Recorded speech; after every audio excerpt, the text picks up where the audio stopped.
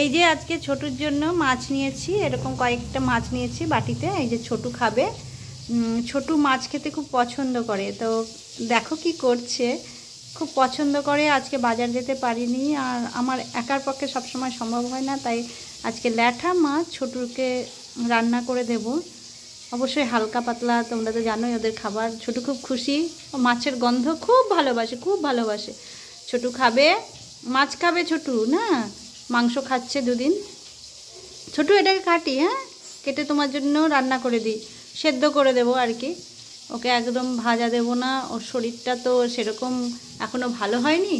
ছোটু, ভাত হয়ে গেছে, ডাল দিয়ে মেখে দেব, আর মাছটাকে একটু সেদ্ধ করে দেব। ছোটু, ও ছোটু, ছোটু বাবা, এটা কার মাছ?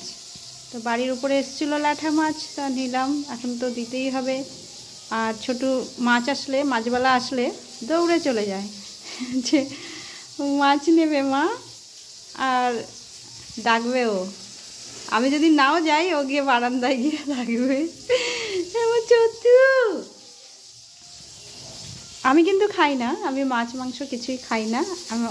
ওরা তো আর নিরামিষ খেতে পারে না, দুধ খায়, ছোট দুধ দই খায়। আর এই ওদের জন্যই আমাকে নিতে হয়।